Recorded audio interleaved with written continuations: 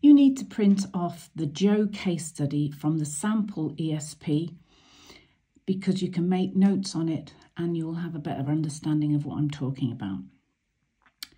First things first, you have to interview Joe. Firstly, you need to think about what you already know in this case study before you go interviewing Joe.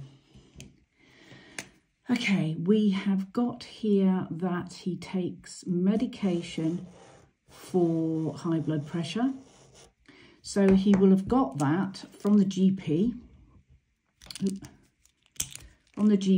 So that will need monitoring. So he gets a repeat prescription from the GP.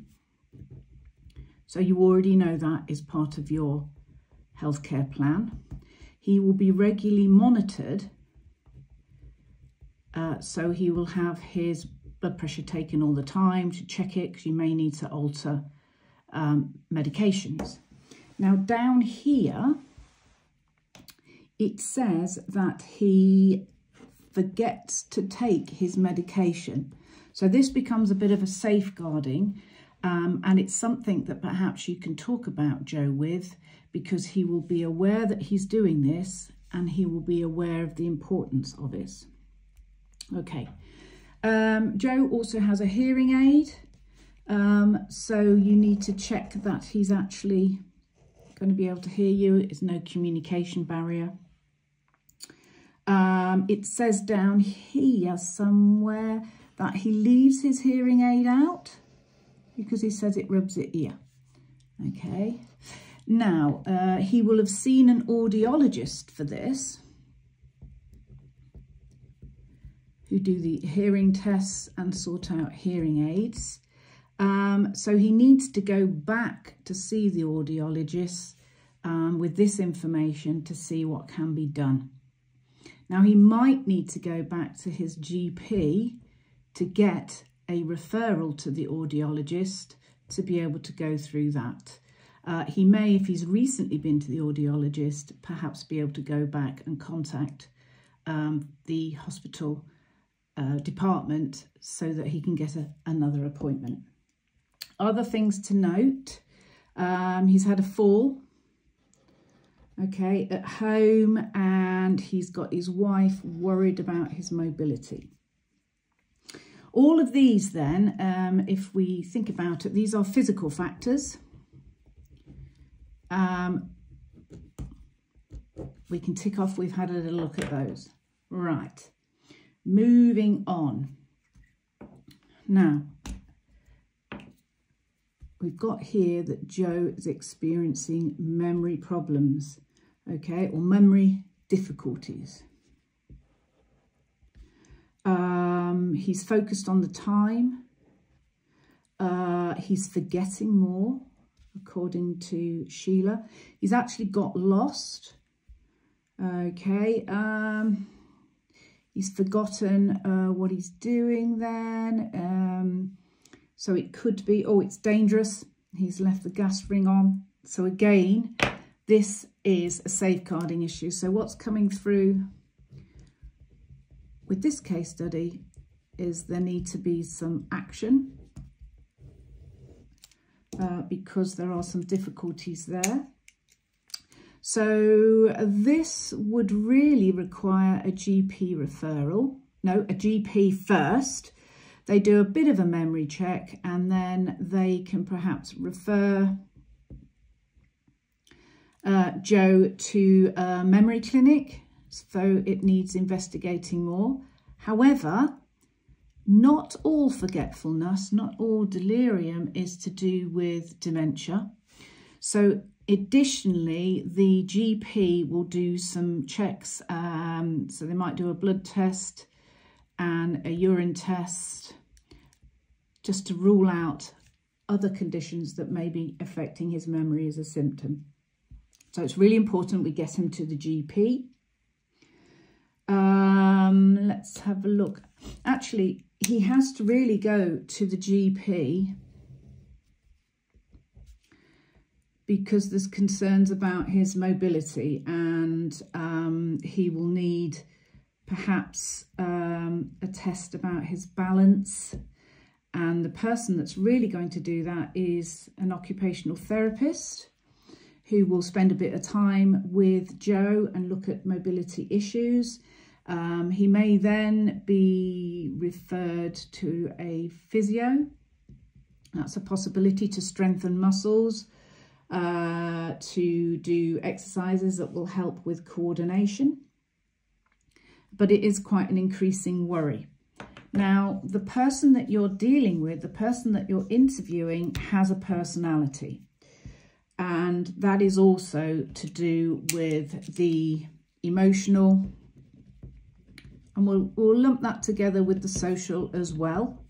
So we need to have a look at that. The intellectual is these bits in pink. Okay, so you know what he's already been to. You know what he needs to perhaps have some assessments to work out what's going on. Now, here's a bit of an issue when it comes to interviewing. We have Joe, who is a very proud man. He's very reluctant when it comes to going to the GP or talking about it.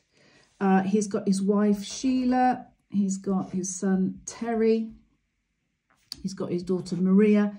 And then he's got the 3 children. So these are the social people involved with Joe. You will need to investigate what support he's getting from these people.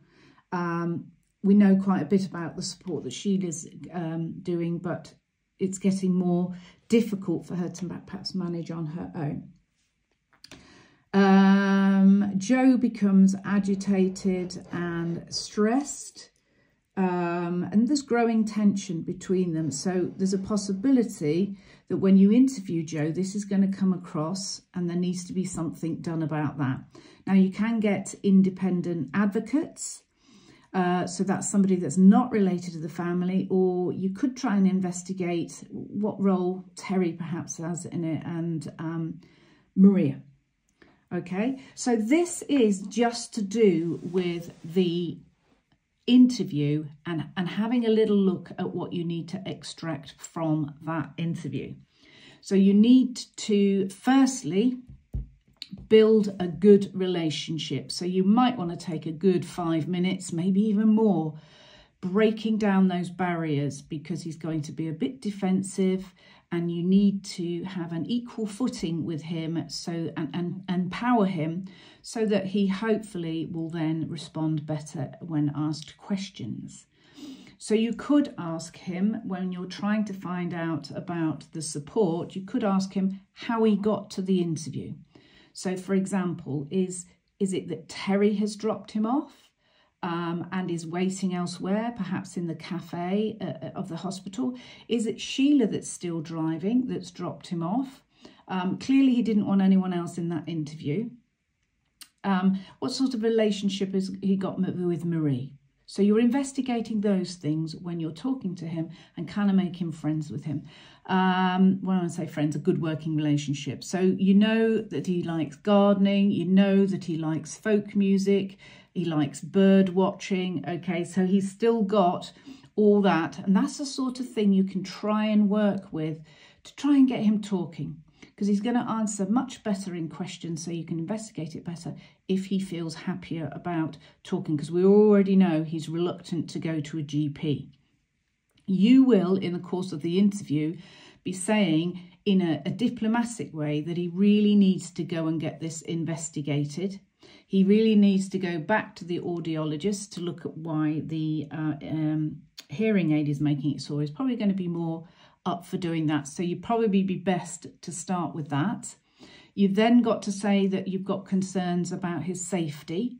And then, again, it needs to go back to the GP for those referrals. When we look at his personality and this stress, you may want to explain to him what an advocate is, what the purpose of an advocate is. Whatever you decide in here, you're to be making notes of, because at the end of the interview, you need to do a summary of the things that you've talked about, particularly for somebody that has a bit of a memory problem. So you are being clear about, okay, the next steps after this interview are. Okay, that's how you do it.